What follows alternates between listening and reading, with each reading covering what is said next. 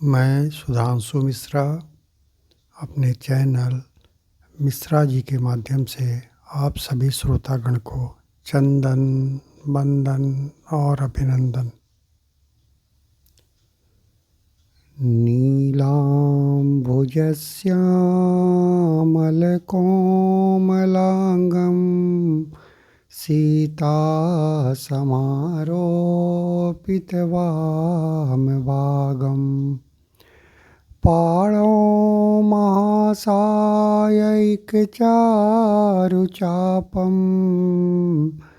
नमामि रामं रघुवंशनाथं। नमामि रामं रघुवंशनाथं।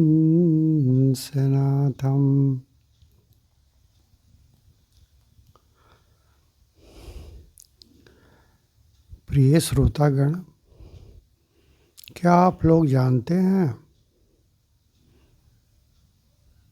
कि रावण तीनों लोकों का विजेता था, लेकिन ये बड़े आश्चर्य की बात है कि वो अयोध्या पर कभी भी विजय प्राप्त नहीं कर सका। प्रयास तो उसने कई बार की, लेकिन सफलता उसे कभी भी हासिल नहीं हुआ।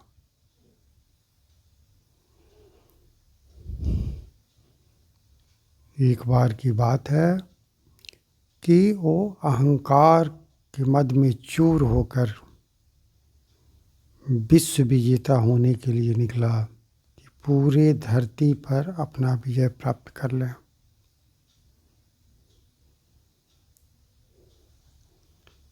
अधिकांश हिस्से पर वो अपना आधिपत्य जमा भी चुका था।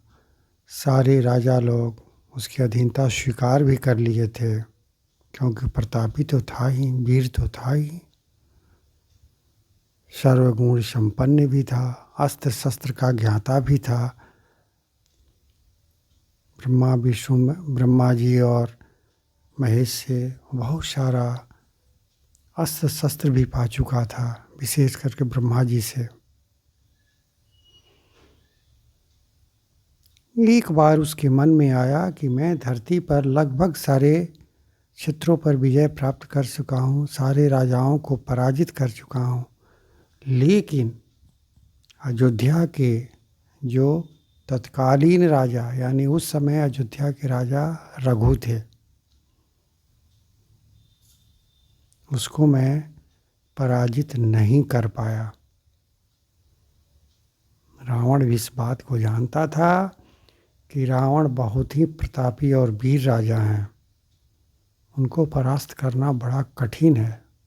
लेकिन उसके मन में एक कसक बनी रहती थी कि मैं यदि अयोध्या के राजा को परास्त करके उसकी अपनी अधीनता स्वीकार नहीं कराया तो मैं पूरे धरती का स्वामी नहीं बन सकता हूँ। इस कसक को दूर करने के लिए अपने मंत्रियों से सलाह मशवरा के बाद एक बार वो अकेले इस सरयू के किनारे रघु से मिलने के लिए पहुंचा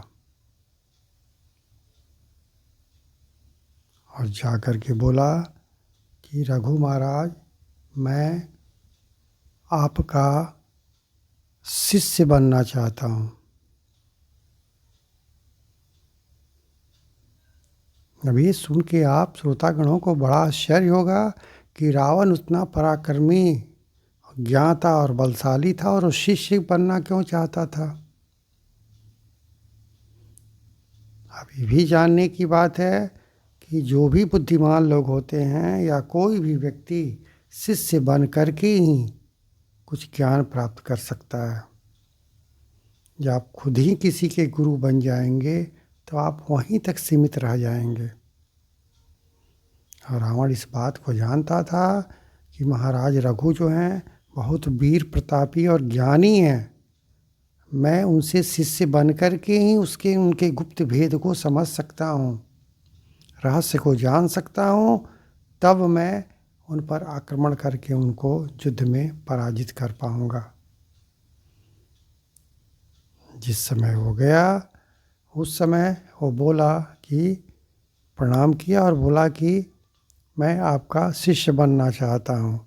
लेकिन जिस समय वो कह रहा था उस समय महाराज रघु संध्या वंदन कर रहे थे सरयू के जल में, और उसने देखा कि संध्या वंदन करने के बाद उन्होंने हाथ में जल लिया और उस जल को मंत्र पढ़ के पीछे की तरफ फेंका। यह देख कर के रावण को बड़ा आश्चर्य हुआ कि संध्या वंदन की समय पीछे की तरफ जल क्यों फेंक रहे हैं। जब उनका संध्या वंदन समाप्त हो गया तब उसने रघु महाराज से पूछा कि आपने ऐसा क्यों किया। तो रघु महाराज ने कहा कि हमको संध्या वंदन के समय अपने धर्म की रक्षा तो करनी ही पड़ती है, इस समय कर्म की भी रक्षा करनी थी। इसीलिए धर्म और कर्म दोनों में से मैं किसी को भी छोड़ नहीं सकता। इसीलिए मुझे ये जल मंत्र पढ़ कर के पीछे की तरफ फेंकना पड़ा, क्योंकि पीछे जंगल में एक गाय चर रही है जिस पर कि एक शेर ने हमला बोल दिया है, और वो गाय की कराहने की आवाज़ यहाँ तक मुझे सुनाई दी। मैं धर्मानुसार अपने संध्या वदन को छोड़ करके जा नहीं सकता, और कर्मानुसार मैं उसको मरते हुए देख नहीं सकता। इसीलिए मैं यहीं से मंत्र पढ़ कर के जल को छिड़का हूँ, और वो शेर वहाँ मृतप्राय हो गया और गाय बच गई। यह सुनकर के रावण को बड़ा आश्चर्य हुआ कि यहाँ खड़े खड़े ये व्यक्ति जल छिड़क दिया और शेर मर गया। पास के जंगल में पड़ोस बगल में ही जंगल था, नदी के किनारे जा कर के देखा तो सचमुच गाय चर रही थी और वहीं पर एक शेर मरा पड़ा था।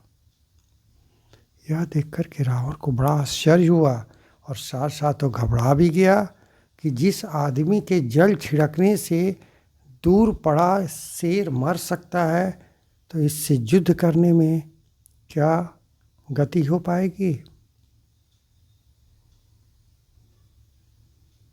इसके बाद रावण ने बुद्धिमता से काम लिया और कहा कि महाराज रघु से निवेदन किया कि आप एक बार लंका चलें,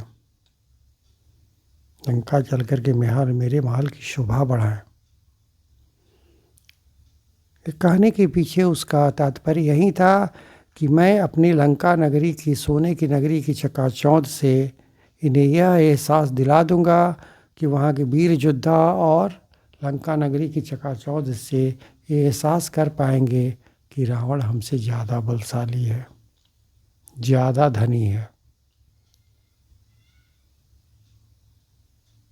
ये बात वो कह रहा था, लेकिन रघु महाराज कोई जवाब न देते हुए वही नदी के किनारे रेत पर अपने बाण के किनारे से उन्होंने कुछ चित्र बनाया।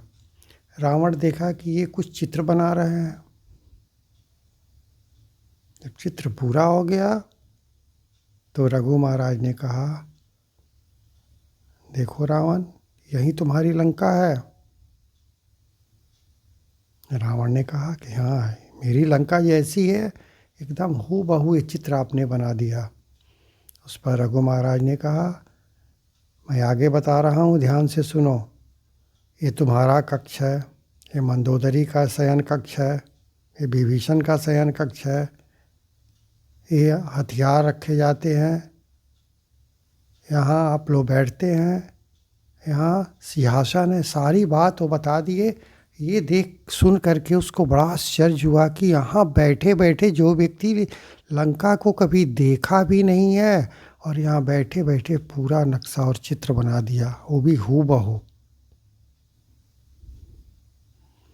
इसी क्रम में रघु महाराज की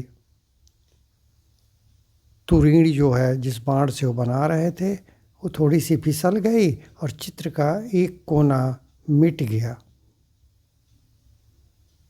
इस पर रघु महाराज ने कहा कि ओह, एक कोना तो मिट गया, अब आपके लंका नगरी का एक कोना ध्वस्त हो गया होगा। इतना देखने के बाद रावण की सिट्टी पिट्टी गुम हो गई। वो सोचा कि भाई बिन जल फेंक करके उतना दूर बैठे शेर को मार दिए जल से, और यहाँ बैठे बैठे बिना देखे ही चित्र से मेरी पूरी लंका को उकेर दी। जब दोनों सत्य हो गया, यानी कि कुछ हिस्सा जो मिट गया है, इसका मतलब कि निश्चित रूप से वो धराशायी हो गया। वो कुछ नहीं बोला, धूम दबा के वहाँ से भागा और सचमुच लंका गया तो देखा कि लंका नगरी का एक कोना का कुछ हिस्सा ध्वस्त हो गया है। अब रावण बहुत परेशान हो गया। अब समझ गया था कि रघु महाराज वीर तो है ही, प्रतापी तो है ही, चक्रवर्ती भी है ही, ज्ञानी भी बहुत बड़े हैं। उनके ज्ञान की सीमा का कोई अंत नहीं है। उनको युद्ध में हरा पाना बड़ा मुश्किल है, क्योंकि वो सर्वगुण संपन्न है। अब वो सोचने लगा कि फिर इनको कैसे परास्त किया जाए। काफ़ी दिमाग दौड़ाने के बाद, मंत्रियों से सलाह मशवरा के बाद उसे इस बात की जानकारी हुई कि इनके अंदर जो भी अद्भुत शक्ति है, वो सारी शक्तियाँ इनकी पतिव्रता पत्नी जो है, जिनका नाम सुदक्षिणा है, उन्हीं के चलते इनके अंदर ये शक्ति जागृत है। अब उसने सोचा कि क्यों ना इनकी पत्नी सुदक्षिणा का पातिव्रत्य धर्म नष्ट कर दिया जाए। यदि वो नष्ट हो जाएगा तो इनकी शक्ति भी कम हो जाएगी और निश्चित रूप से इन्हें परास्त किया जा सकता है। यह सोच करके एक बार वो भेष बदल करके अयोध्या पहुंचा। जब वो देखा कि रघु महाराज किसी कार्य से बाहर निकले हैं, उस समय वो रघु महाराज का वेश बना करके महेश महल में प्रवेश किया, क्योंकि रावण मायावी तो था ही, वेश बदलने में माहिर था।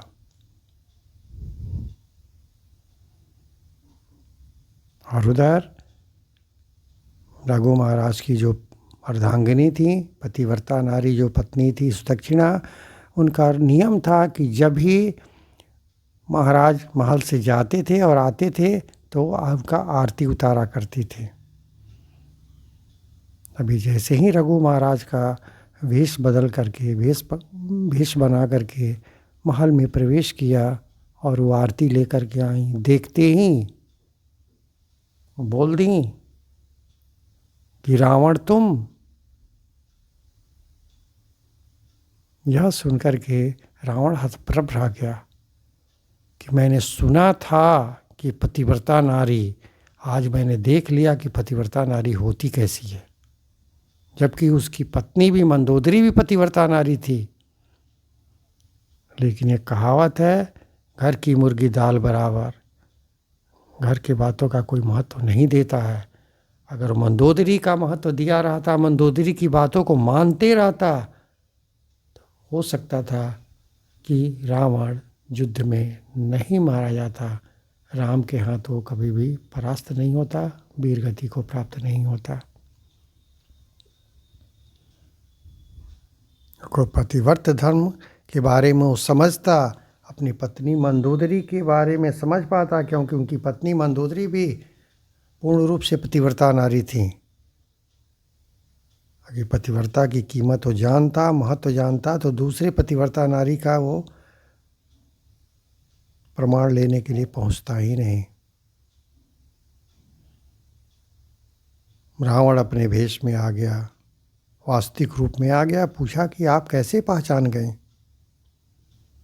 बोली कि तुमने रघु महाराज का रूप तो बना लिया, लेकिन उनका नियम नहीं समझ पाए। रूप बना लेना तो आसान था, लेकिन नियम जानना तुम्हारे बस की बात नहीं थी। रघु महाराज जब भी महल में प्रवेश करते थे तो अपने चौखट के रज के टीका लगा करके आते थे, और जैसे ही तुम आए, हम तुम्हारे मस्तक पर देखे, कोई टीका नहीं था, और मैं अपने पतिव्रत धर्म से, शक्ति से मैं समझ गई कि तुम रावण हो।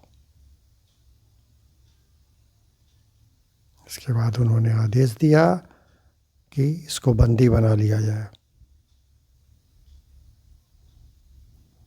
कुछ देर के बाद रघु महाराज भी आए और ये सारी कहानी को पता चला। इसके बाद वो क्रोध में आकर के कि रावण की इतनी हिम्मत बढ़ गई, हद से ज़्यादा बढ़ते जा रहा है कि अब वो महल तक आ गया और मेरी पत्नी का पतिव्रत धर्म नष्ट करने पे लगा हुआ है। उन्होंने ब्रह्मास्त्र को निकाला कि अब आज इसका अंत ही कर देते हैं। उन्होंने ब्रह्मास्त्र को धनुष पर चढ़ा करके संकल्प लिया। वो बाण छोड़ने ही वाले थे तो ब्रह्मा जी विराजमान हो गए और बोले कि नहीं, इसका अंत आपको नहीं करना है। रावण के वध का श्रेय आप ही के वंशज में राम बन करके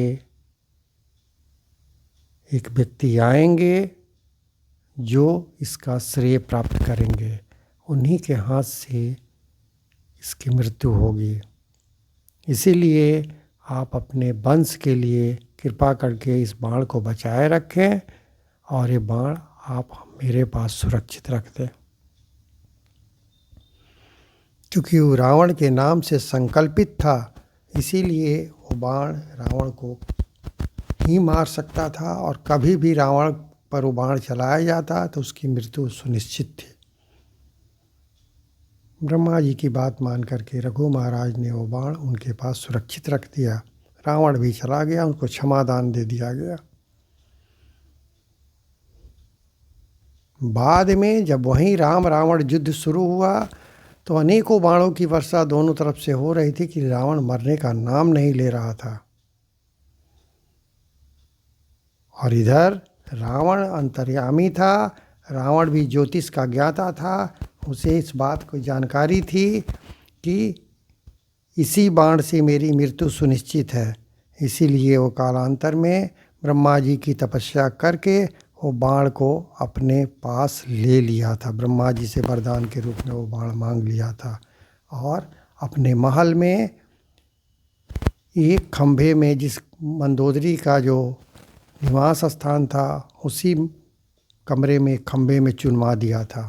ये बात सिर्फ 3 ही लोग जानते थे, रावण, विभीषण और मंदोदरी। जब रावण अनेकों बाणों की वर्षा के बाद भी नहीं मर रहा था, तब विभीषण ने कहा, प्रभु ये ऐसे नहीं मरेगा, इसकी मृत्यु वहीं ब्रह्मास्त्र पर, ब्रह्मा जी के दिए हुए बाण पर लिखा हुआ है। जब वो बाण से मारा जाएगा, इसकी नाभि में जब मारेंगे तब जा कर के इसकी मृत्यु हो गई। क्योंकि विभीषण जी ने ये बात तो बता दी थी कि इसके नाभि में अमृत है, लेकिन वो अमृत भी सब बाण से नहीं सोख सकता था। और ब्रह्मास्त्र से ही, जो कि रघु महाराज ने दी थी, ब्रह्मा जी के पास रखा था, और ब्रह्मा जी ने उसी बाण को जो रावण के पास रावण ले लिया था, और रावण उसी बाण को जो खंभे में चुनवा दिया था, वही बाण आएगा, तभी उसी बाण से आप प्रहार करेंगे, तब नाभि में छिपा हुआ अमृत समाप्त होगा और उसकी मृत्यु होगी।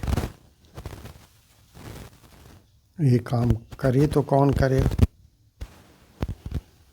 हनुमान जी तो वहीं पे थे ही। हनुमान जी महाराज से बड़ा ज्ञानी और बुद्धिमान वीर कौन हो सकता है। ये काम हनुमान जी को सौंपा गया कि आपने अपनी बुद्धि, विवेक और वीरता से ये काम कर सकते हैं। हनुमान जी गए, उस समय जब महल में गए तो ब्राह्मण का भेष रख करके पकड़ के गए और देखे कि वहाँ मंदोदरी बहुत परेशान है, रो रही हैं, ईश्वर की आराधना कर रही हैं। ये ब्राह्मण को देख करके ये और भाव विह्वल हो गई। पतिव्रता नारी थी, रावण ब्राह्मण को नहीं देखना चाहता था, लेकिन खुद ब्राह्मण था, लेकिन दूसरे गुणी ब्राह्मण को देख कर को ईर्ष्या करता था, इसीलिए ऋषि महर्षियों की हत्या करवा देता था। लेकिन वो पतिव्रता नारी थी, इसलिए ब्राह्मण का महत्व समझती थी। और जैसे ही ब्राह्मण देवता को देखी, उनके चरणों में गिर गई और रोने लगी कि प्रभु मेरे पति की प्राण संकट में है, कृपा करके आप कोई उपाय बताएं। जबकि वो बाण मंदोदरी के ही कक्ष में दीवार एक खंभे में चुमवाया गया था, लेकिन बहुत दिन हो जाने के चलते मंदोदरी ये बात भूल गई थी। उस पर ब्राह्मण बने हनुमान जी ने कहा, आप घबरा क्यों रही हैं?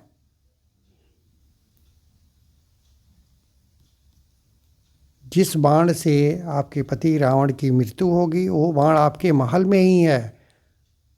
जब तक वो बाण यहाँ से जाएगा नहीं तब तक उनकी मृत्यु हो नहीं सकती है। उसी बाण पर उनकी मृत्यु लिखा हुआ है। ये बात सुनते ही मंदोदरी को याद आ गया कि हाँ, सचमुच में मेरे ही कमरे में खंभे में वो बाण चुमवाया गया है। मंदोदरी दौड़ी हुई गई विह्वलता के साथ और जा कर के उस खंभे को में दीप आरती दिखाने लगी कि हे बाण महाराज, आप यहीं पे सुरक्षित रहें, आप यहाँ से ना जाएं। जब तक आप यहाँ रहेंगे मैं सुहागन बनी रहूँगी, मेरे पति के प्राण की रक्षा होती रहेगी। और जैसे ही कमरे में भीतर गई, हनुमान जी मक्खी का रूप पकड़ के उनके पीछे चले गए और जा कर के वो देखे कि वो आरती दिखा रही हैं, आरजू मिन्नत कर रही हैं, बाण से प्रार्थना कर रही हैं कि आप सकुशल रहें और मेरी पति के प्राण की रक्षा करें। हनुमान जी ये समझ गए कि इसी खंभे में बाण छिपा करके रखा गया है। तुरंत वहाँ विकराल रूप लिए और खंभे को तोड़ करके बाण को ले करके आए और यहाँ प्रभु श्री राम के हवाले किए और उसी बाण से फिर रावण की मृत्यु हुई। कहने का मतलब ये है कि ये विधि का विधान है। ईश्वर जिस बहाने जहाँ पर जिसको निश्चित कर दिए हैं वो काम उसी हिसाब से होता है। रावण लाख वरदान प्राप्त करके वो बाण प्राप्त कर लिया और महल में रखवा करके खंभे में चुनवा दिया, लेकिन ये विधि का विधान था कि उसी बाण से उसकी मृत्यु सुनिश्चित थी। अंततः वही बाण आया और प्रभु श्री राम के हाथों से उस बाण से मारा गया। और इस सारे कार्य के पीछे एक ही वजह थी, रावण का अहंकार। वो रघु महाराज के पास जब भी आया हमेशा ही क्रोध में बात करता था, लेकिन रघु महाराज हमेशा शालीनता से बात करते थे। किसी भी व्यक्ति की शालीनता अभिमानी पुरुष के नाश का कारण बनता है। वो अपने अभिमान को अपने मृत्यु तक पहुंचाता है और जो शालीन व्यक्ति होता है वो मौन रह करके अपने शालीनता से उसके अभिमान का जवाब देते रहता है। इसीलिए हमको, आपको, हर व्यक्ति को कभी भी अभिमान नहीं करना चाहिए, क्योंकि अभिमान ही तो भगवान का भोजन है। हम क्या अभिमान करेंगे? अपने कल के बारे में तो हम खुद जानते ही नहीं हैं और दूसरे के भविष्य की बखान करना शुरू कर देते हैं। मुझे खुद ही नहीं मालूम है कि एक पल के बाद मेरी ज़िंदगी में कौन सा दुख या सुख आएगा, मुझे खुद पता नहीं और दूसरे की बैठ करके उसकी भविष्य की बखान करते रहते हैं। यदि करना ही है बखान, समय देना ही है, तो किसी के दुख को दूर करने में समय लगाएं, सुख को दूर करने में ना लगाएं। सच्ची मानवता यही है, सच्ची मनुष्यता यही है, सच्ची इंसानियत यही है। और कभी भी अहंकार ना करें, न धन का अहंकार, न बल का अहंकार, न बुद्धि का अहंकार। अहंकार तो हमेशा शुरू से किसी का नाश ही किया है और करता रहेगा। इसीलिए सभ्य बने, शालीन बने, यही हमारे महापुरुषों की वाणी है और यहीं धर्म ग्रंथों की आवाज़ है। इसी के साथ मैं अपनी वाणी को विराम देता हूँ। विशेष के लिए मेरे चैनल मिश्रा जी से जुड़े रहें। जय श्री राम।